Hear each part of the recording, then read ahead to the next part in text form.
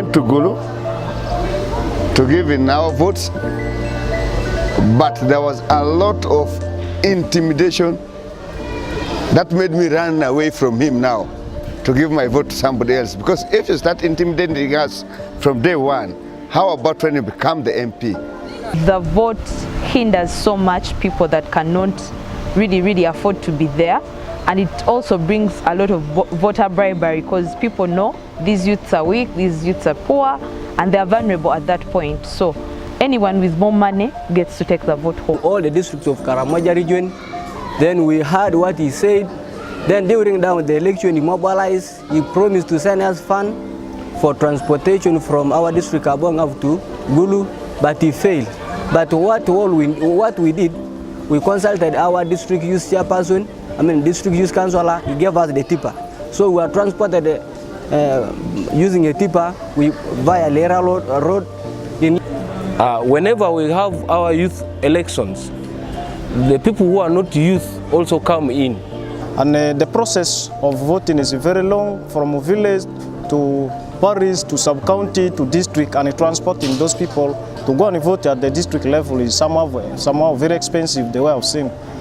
I have ever participated in the elections of the youth MPs. The experience I have got is the nasty one.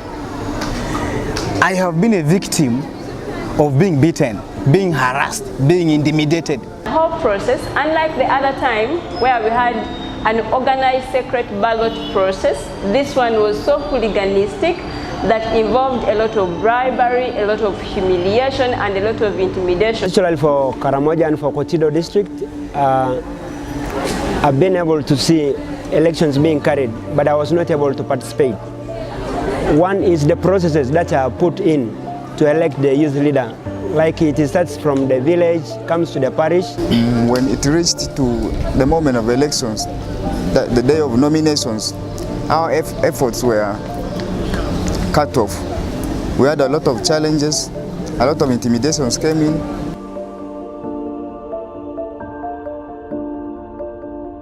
Understand that the young people are faced with aspects of unemployment.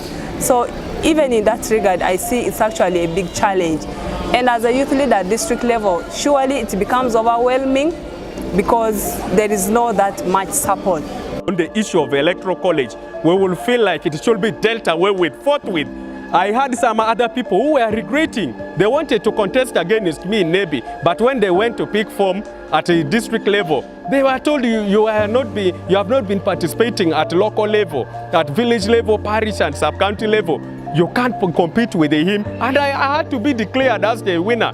But I will feel those people also, they had views for the youth and other issues to address to the youth. I personally, at the age of 26, I should be in a good place, doing something to put my livelihood. Not even me, the youths who are majority, especially the youths. 70% of us are youths who are not empowered. So these are the issues which I expect our youth MPs should be addressed in the parliament. So that's our youth should be empowered. First, of course, there's a communication gap between the district leadership up to the regional youth leadership. It is really very poor and very narrow, and we don't know even if it is there. Why is it that in the gender perspective, very few females participate in the elections? It's because the education system, the health system that would have empowered these women to have high self-esteem is so bad.